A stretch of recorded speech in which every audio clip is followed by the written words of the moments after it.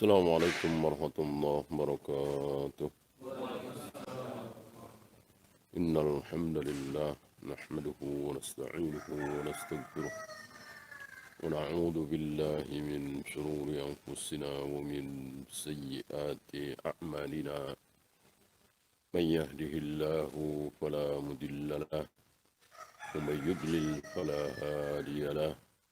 أشهد أن لا إله إلا الله وحده لا شريك له وأشهد أن محمدا عبده ورسوله وبعد. Kita sampai suratul At-Takatsur. Berbanyak-banyak.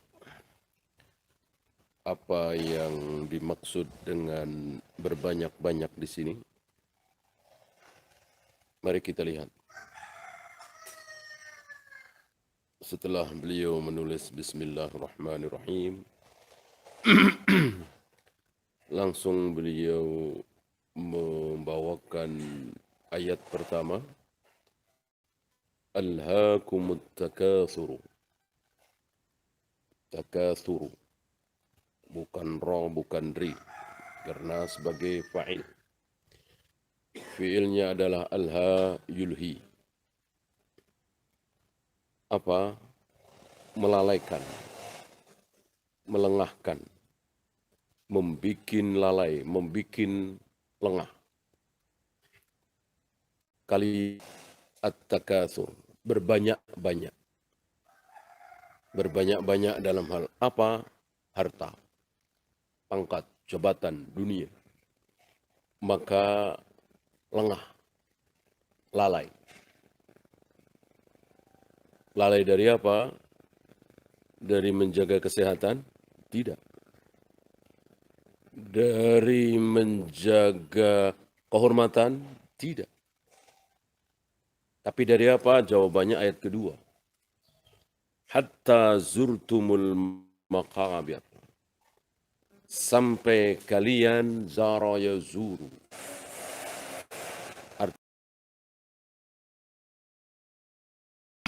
Masuk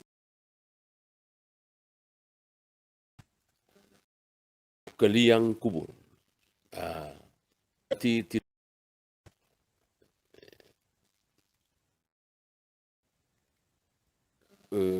Oleh karena itu, Nabi menyuruh kita semua untuk berziarah kubur. Salah satu hikmahnya adalah litudzakirul maut. Maka tidak ada fungsi lain, tidak ada manfaat lain dari ziarah kubur kecuali itu. Biar yang dikubur senang kita datangi, enggak. Biar yang dikubur mendapatkan manfaat dari doa situ. Dari rumah juga bisa. Ya. Enggak usah mendatangi kuburan. Kita doakan dari rumah untuk ayah kita, ibu kita, kakak kita, nenek kita yang sudah meninggal, enggak ada bedanya. Apakah ketika kita berdoa di atas kuburan karena dekat, maka lebih mustajabah? Enggak ada dalil seperti itu. Kalau ro'yu barangkali. Ya. Tapi kan kita harus pakai dalil. Bukan pakai ro'yu. Ini kan hal gaib.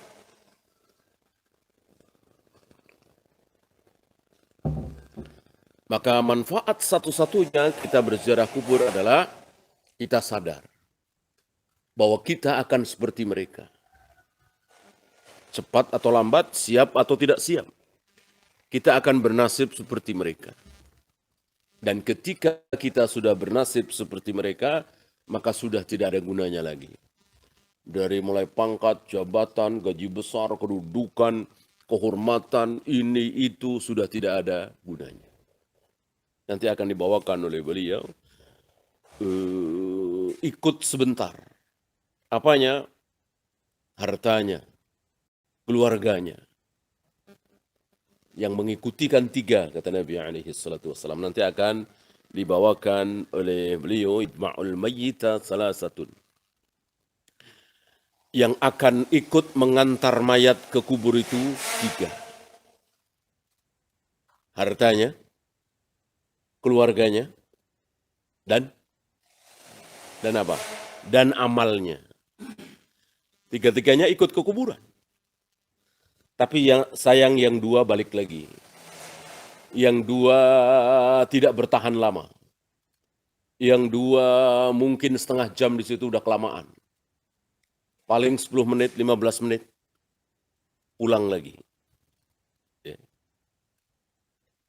Mobilnya ikut, motornya ikut, mobil mewahnya ikut ke kuburan. Keluarganya semuanya ikut. Tapi sayang balik lagi, pulang lagi. Yang tidak balik lagi, yang menemani dia terus di alam kubur apanya? Cuman amalnya saja. Maka bodoh sekali dan rugi sekali kalau kita membesar-besarkan, membangga-banggakan, mengandalkan yang dua tadi. Keluarga dan harta. Karena balik lagi. Apalagi yang tidak ikut sama sekali seperti gaji misalnya, pangkat, kehormatan misalnya, kan gak ikut sama sekali. Ya, kata Nabi cuman harta dengan keluarga tadi. Balik lagi. Yang tidak balik lagi, yang setia menemani sampai kelak hari kebangkitan, hanya amal. Maka orang yang pintar, yang cerdas adalah sebagaimana yang disabdakan oleh Nabi alaihi salatu wasallam. Al-kayyisu man dana nafsahu wa amila lima ba'dal maut. Orang pintar, orang cerdas adalah yang selalu ketika dia beramal, dia bertanya, ini ada gunanya untuk nanti setelah mati? Ini ada manfaatnya untuk hari kemudian? Ini bisa menemani saya ketika keluarga dan harta saya pulang lagi ke rumah? Cerdas dia, pintar dia. Maka sebaliknya, orang yang hanya berpikir ini untuk dunia saya, gaji saya, kehormatan saya, pangkat saya, jabatan saya, bodoh dia. Maka jangan kita jadi orang yang bodoh, jadilah orang yang cerdas. Ya, apapun yang kita lakukan setiap hari, ada manfaatnya nih nanti di akhirat. Ada manfaatnya nanti setelah aku mati. Cerdas.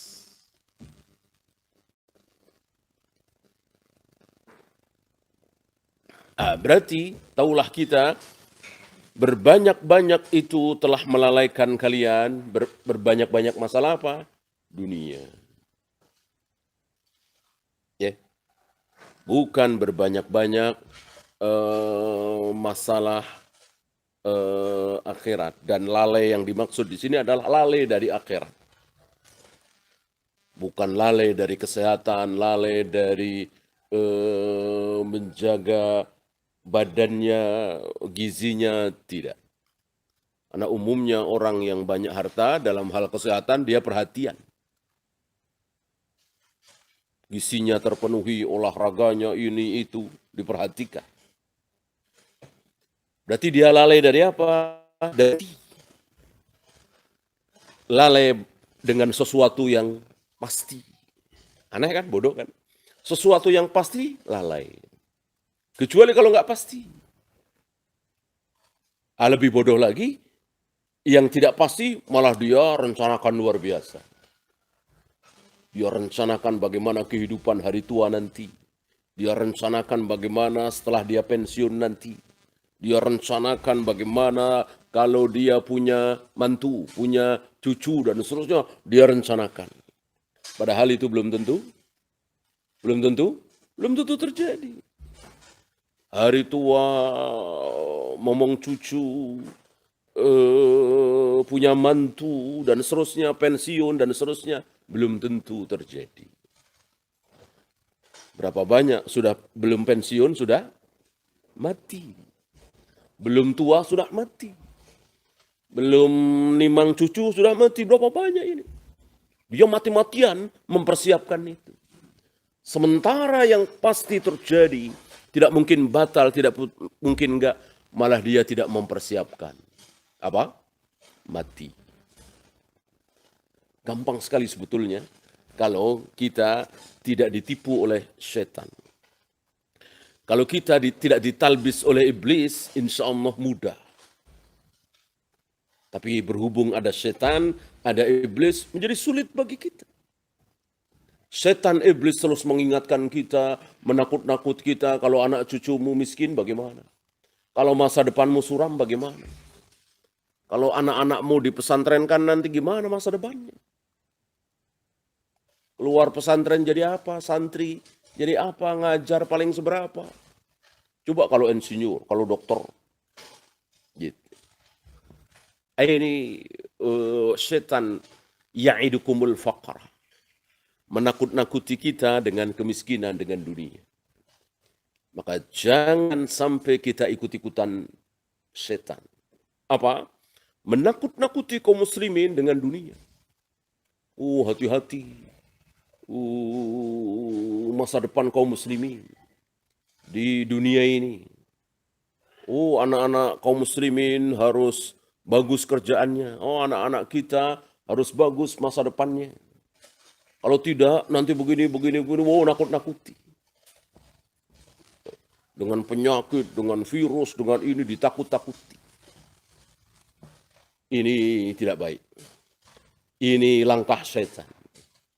Yang bukan setan bagaimana? Takut-takutilah kaum muslimin, anak-anak kita, jamaah kita dengan neraka, dengan siksa kubur, dengan mizan, dengan sirat. Apakah ketika kita mendatangi haud akan dipersilahkan minum oleh Nabi atau malah diusir? Apakah ketika kita melewati sirat selamat sampai ujung, sampai surga, atau terkait dengan kalalib dibantingkan ke jahanam? Apakah ketika nanti amal kita ditimbang berat kebaikannya atau justru berat keburukan kita? Apakah 3 pertanyaan mungkar dan nakir nanti bisa kita jawab? Apakah tidak ada pukulan di antara 2 telinga kita di ubun-ubun kita? Yang seandainya gunung Uhud dipukul dengan pukulan itu hancur gunung Uhud. Nah, ini kalau mau menakut-nakuti kaum muslimin. Nah, itu yang dilakukan oleh Nabi, oleh para sahabat, oleh para tabi'in.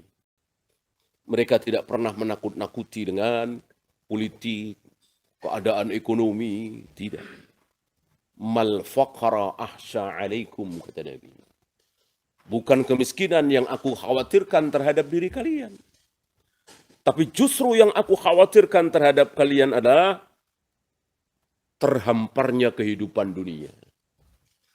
Fatanafasuha kama tanafasuha. Lalu kalian berlomba-lomba meraih dunia. Sebagaimana orang-orang dulu berlomba-lomba. Fa'ahlakatkum kama tuhlikukum. Kama tuhlikukum. Lalu kalian semua binasa. Sebagaimana binasanya orang-orang sebelum kalian. Gara-gara berlomba harta, berebut dunia. Itu dakwah Nabi sallallahu alaihi wasallam. Menakut-nakuti, awas pemimpin kita bagaimana si ini sudah merajalela PKI begini. Ini bukan dakwah. Dakwah tidak menakut-nakuti seperti itu. Ya. Dakwah menakut-nakuti dengan akhirat. Ya. Seandainya orang kafir berkuasa di negeri kita, di negeri Indonesia ini, lalu dia membantai kaum muslimin, apa yang mati? Mati syahid. Takut-takutilah dengan akhirat. Jangan menakut-nakuti dengan kehidupan dunia. Kita melihat dunianya saja. Seperti saudara-saudara kita yang dibantai oleh tentara Bashar di Syria misalnya. Kita melihat itu sebagai musibah yang luar biasa, kita tidak tahu. Barangkali saudara-saudara kita yang dibantai oleh tentara Bashar hari ini sedang tersenyum, ya, sedang seperti burung hijau bertebangan dari satu dahan ke dahan lain, mati syahid misalnya. Kita nggak tahu. Dunia ini kecil, walaupun berakhir dengan pembantaian. Kecil sekali dunia. Yang penting bahagia akhirat kita.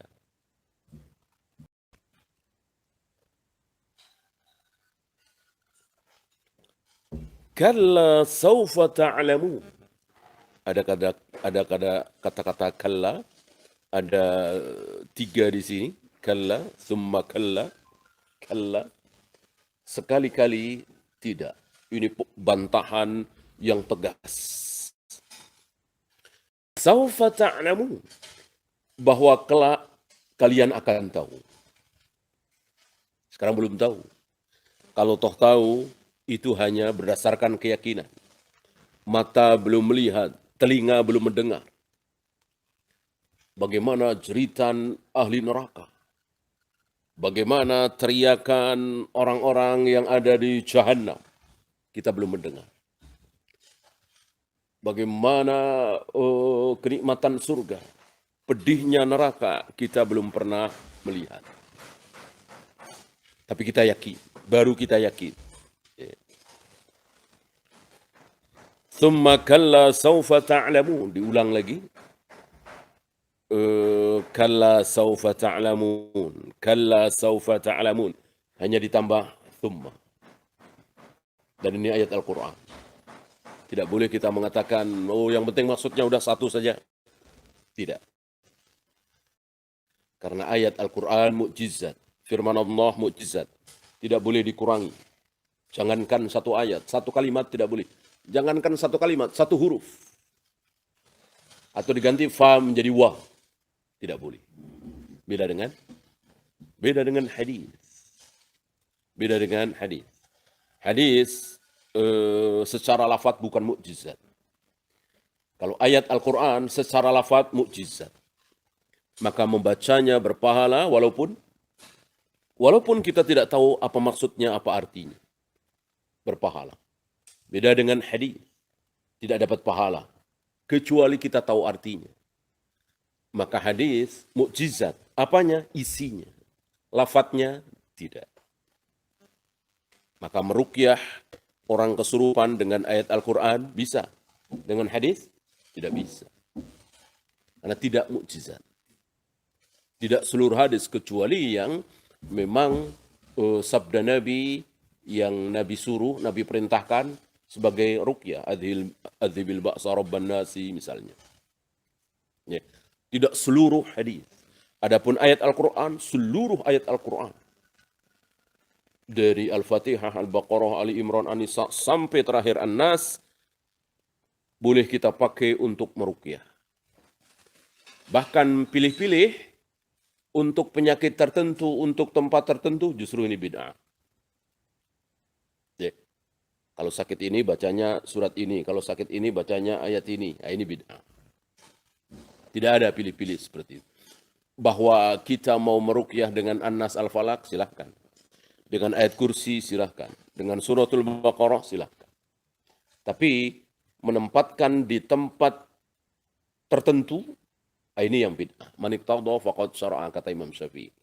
Barang siapa yang menentukan apa yang Allah dan Rasulnya tidak tentukan, berarti dia telah bikin syariat sendiri. Ngarang sendiri. Bagaimana? Tentu berdosa.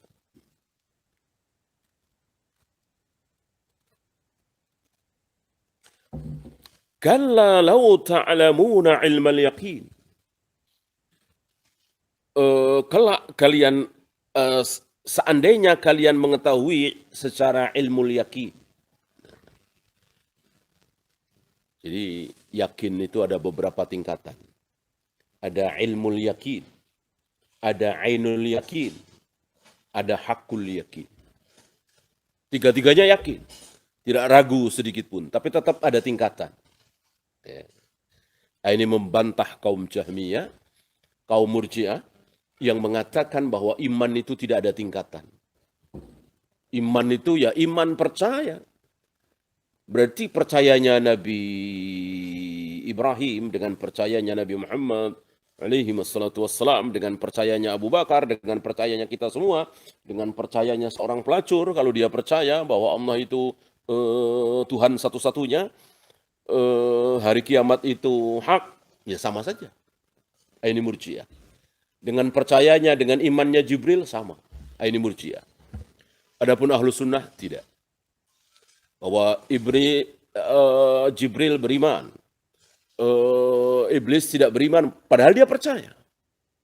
Nah, ini bantahan telak untuk kaum Murji'ah. Apakah iblis percaya adanya Allah? Bukan percaya lagi, sudah berdialog langsung. Ya. Apakah dikatakan iblis beriman? Tidak. Tapi iblis percaya betul.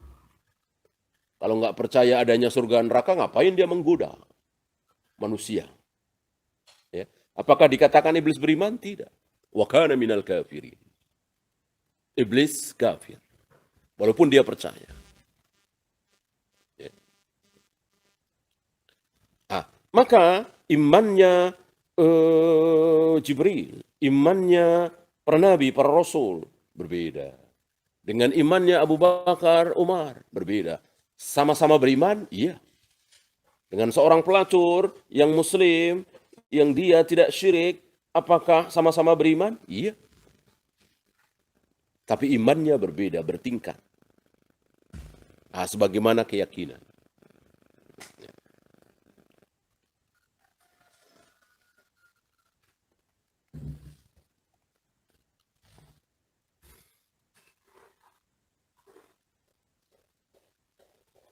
Ketika kita dikasih tahu bahwa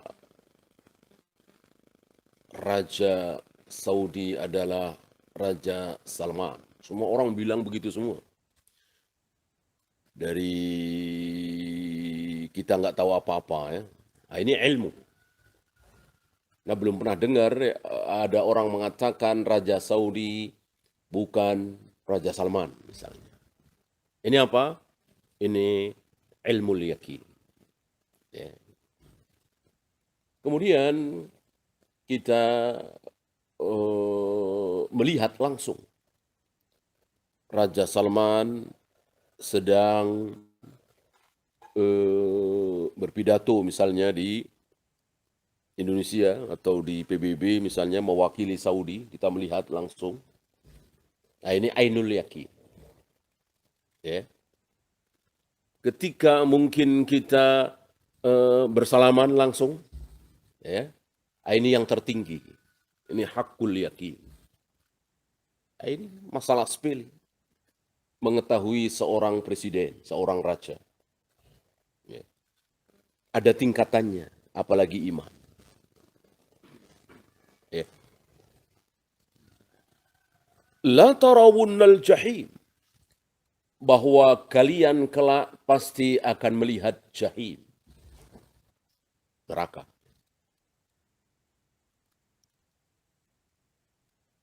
Thumma la tarawunnaha ainal yaqina ini. Kalau tadi ilmu yakin, ini ainul yakin. Bahwa kalian kelak akan melihat dengan ainul yakin. Kalau tadi ilmu yakin saja. Ya.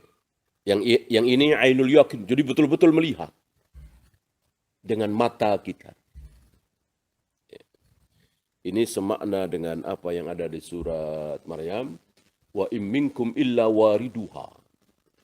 Tidak ada di antara kalian yang tidak warid ke neraka. Ngapain? Melihat. Ada tafsiran keliru bahwa sesoleh-soleh para sahabat, bahkan para nabi, para rasul, akan disiksa di neraka. Mana dalil? Ini yang ada di surat Maryam. Wa imminkum illa wariduha. Semua kalian pasti warid ke neraka. Thumma nunajjil ladzina taqaw. Kemudian kami selamatkan orang-orang yang bertakwa itu. Jadi disiksa dulu di neraka, habis itu diselamatkan masuk surga. Ini tafsiran keliru. Kenapa? Karena warid di situ bukan masuk, disiksa bukan, tapi mendatangi. Jadi kita semua kaum muslimin, para sahabat, para nabi, para rasul, yang semuanya masuk surga, dipersilahkan oleh Allah, diberi kesempatan oleh Allah untuk warid di neraka. Melihat-lihat neraka. Menyaksikan isi neraka. Nabi Musa misalnya, dipersilahkan oleh Allah melihat neraka. Melihat siapa? Ngelihat Fir'aun. Melihat Haman. Ya. Nabi Ibrahim misalnya dipersilahkan oleh Allah untuk warid di neraka melihat Namrud misalnya. Begitu juga Nabi Muhammad SAW dipersilahkan oleh Allah untuk melihat-lihat neraka, melihat Abu Jahal, Abu Lahab. Termasuk kita semua insya Allah. Di tengah-tengah masuk surga atau sebelum masuk surga, dipersilahkan melihat ahli neraka. Kita melihat. Oh, itu dia. Itu yang ngatain saya Wahabi itu, lagi disiksa. Itu yang jelek-jelekin saya tuh. Ya. Tuh yang bilang saya begini-begini. Oh, tuh yang caci maki saya. Ini tambahan nikmat. Tambahan nikmat bagi kita. Menyaksikan musuh-musuh kita yang mencaci maki kita, mungkin menindas kita, mendolimi kita, sedang disiksa di neraka. Ya. Jadi keliru kalau ada orang mengatakan bahwa sesoleh apapun manusia pasti akan disiksa di neraka dulu berdasarkan ayat tadi. Tentu akan bertentangan dengan sabda Nabi SAW, sab'una alfan yadkhuluna al-jannata bighairi hisabin wala azab. Ada 70.000 umatku yang akan masuk surga tanpa dihisab, tanpa diazab. Tanpa dihisab, tanpa diazab. Jangankan diazab di neraka, dihisab saja tidak.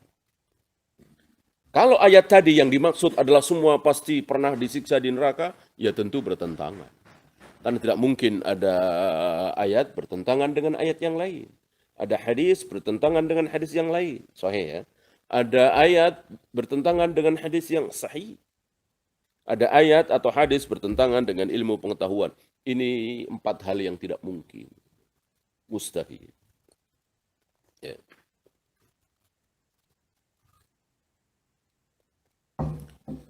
Thumma latus'alunna yawma idzin 'anil na'im. Dan sungguh kelak kalian akan ditanya. Ini dengan majhul. Ya. Bukan maklum. Kan sa'ala yas'alu. Ini su'ila yus'alu. Bukan bertanya, tapi ditanya.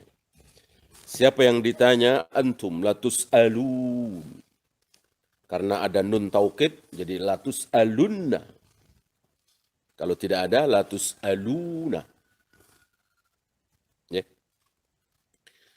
Kalian akan ditanya oleh Allah tentang apa? 'Alin na'im, tentang nikmat. Maka semakin banyak nikmat, semakin banyak pertanyaan. Beliau membawakan di kitab ini kisah Nabi keluar malam-malam. Lalu bertemu dengan Abu Bakar. Ada riwayat lain siang. Mungkin 2 kejadian, 1 malam, 1 siang. Kemudian bertemu dengan Abu Bakar. Rasul bertanya, kenapa engkau keluar? Dijawab oleh Abu Bakar, lapar. Saat-saat seperti ini, jam-jam seperti ini, orang di rumah. Kenapa engkau keluar? Dijawab oleh Abu Bakar, lapar. Kemudian bertemu lagi dengan Umar. Dan Umar pun sama. Mengatakan, aku keluar karena lapar. Kemudian bertemu lagi dengan Abu Hurairah yang meriwayatkan hadis ini. Ternyata sama alasan mereka bertiga keluar, yaitu lapar. Nabi mengatakan sama. Nabi keluar juga karena lapar. Lalu datanglah mereka bertiga di salah seorang Ansar. Dari sini kita boleh berdasarkan riwayat ini sengaja bertamu, sengaja mengunjungi saudara kita sama muslim dengan tujuan makan. Boleh. Tapi nggak minta. Ya. Assalamualaikum, ada makanan? Nah, nggak begitu. Ngobrol aja gitu. Kalau nggak dikasih ya nggak apa-apa. Ya. Kalau dikasih alhamdulillah emang tujuannya itu. Ya, ini Rasul tujuannya itu. Ya. Rasul nggak bilang sama Abu Bakar, Umar kita pura-pura apa enggak. Memang mereka berempat tahu. Abu Hurairah, Abu Bakar, Umar, Rasulullah sama-sama tahu bahwa bertamu tujuannya untuk dijamu. Dan memang hak bagi tamu untuk dijamu. Gitu. Oh kalau begitu pemaksaan dong sama tuan rumah. Enggak. Letak tidak pemaksaannya di mana? Karena menerima tamu itu tidak wajib. Kalau nggak mau jamu ya udah jangan keluar. Jangan temuin, jangan bukakan pintu istilah kita. Kalau kita mau menemui sudah membukakan pintu, ya sudah, otomatis kita sudah menerima dia sebagai tamu. Dan wajib bagi kita untuk menjamu. Bahkan luar biasa dalam Islam berapa? 3 hari 3 malam. Luar biasa kan?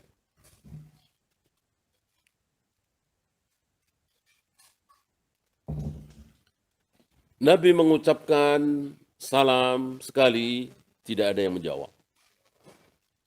Salam 2 kali, tidak ada yang menjawab. Padahal, sepertinya Abu Hurairah melihat ada istrinya di situ. Bahkan di belakang pintu.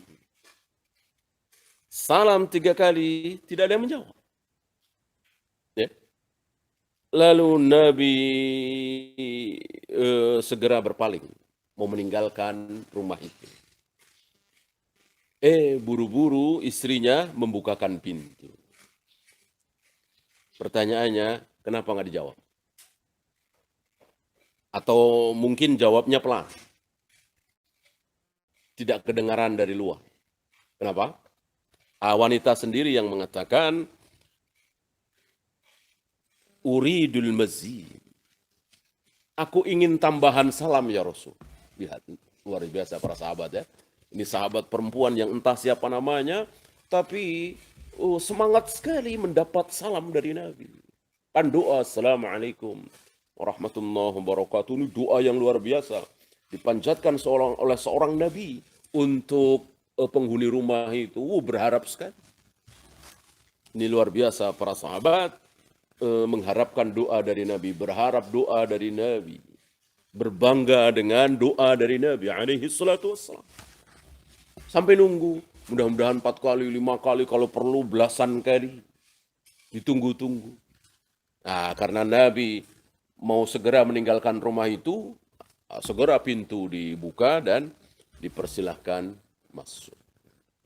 Ya. Kemudian Nabi bertanya, di mana suamimu? Dijawab, sedang mengambil air. Kemudian ditunggu, tidak lama datang, langsung diambilkan, ini kan di haid ya, di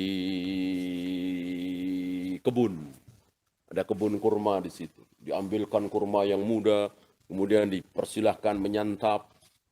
Ketika Nabi bersama beberapa 3 sahabat itu menyantap kurma, minum air, sahabat ini menyembelih kambing yang masih muda. Kita tahu orang Arab sudah kebiasaan sehari-hari menyembelih kambing, ngulitin, motong-motong, nyacak, cepat sekali. Kemudian habis itu kan dibakar. Ya. Kemudian disajikan kepada Nabi alaihi salatu wassalam dan makanlah beliau berempat di situ dengan lahapnya, dengan nikmatnya. Selesai makan, minum, kenyang, apa kata beliau? Beliau membawakan ayat tadi. Thumma latus'alunna yawma idzin 'anil na'im. Wallahi tadi kita keluar rumah dari rumah masing-masing lapar, sekarang kenyang, ini nikmat. Wallahi demi Allah, ini akan ditanya. Ini kelak akan ditanya oleh Allah. Ya. Ditanya. Ya. Bukan dihisap, apalagi hisap yang berat, tidak. Ditanya, sekedar ditanya. Ini adilnya Allah. Jangankan kita, Nabi. Nabi dan para sahabat akan ditanya.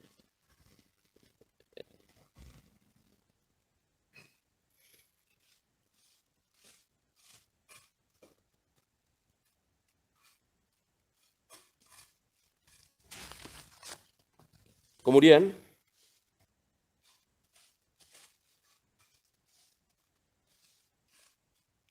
yaqulul abdu. Ini sabda Nabi alaihi salatu wassalam, riwayat Muslim. Yaqulul abdu. Seorang hamba mengatakan, mali, mali, hartaku, hartaku, hartaku. Wa inna malahu min malihi thalas. Padahal orang itu dalam hartanya itu cuma 3. Ya. Dia mengatakan yang di sini, yang di sini, padahal cuma 3. Harta yang bermiliar, bertriliun itu cuma 3. Pembagiannya cuma 3. Apa yang pertama? Kemudian keluar lagi sebagai kotoran. Nah, itu yang betul-betul harta dia yang pertama. Ya.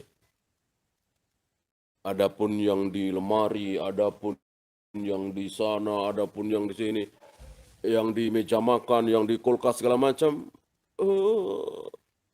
belum tentu punya dia. Ya.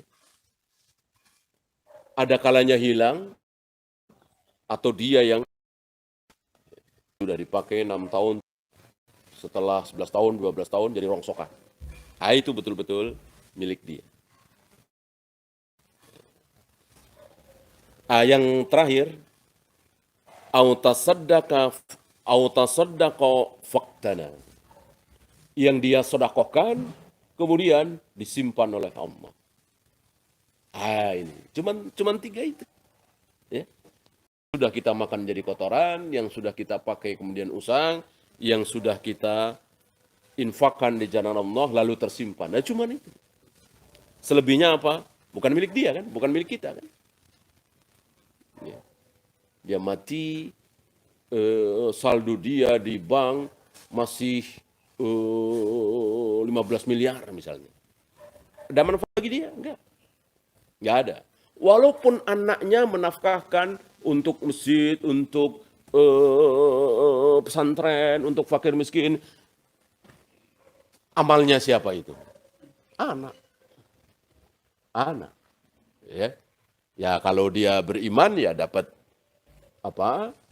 Dapat. Artinya bukan warisan dia saja. Kalau toh itu harta anak dia, anak misalnya saya cari uang sendiri, bukan warisan dari ayah saya sedekah dari uang saya bekerja jualan apa, ya tentu ayah saya dapat pahala. Jadi bukan karena peninggalan. Ya. Kecuali dia berpesan, kalau aku meninggal berikan sekian juta untuk masjid. Nah, kalau dia tidak berpesan, tidak.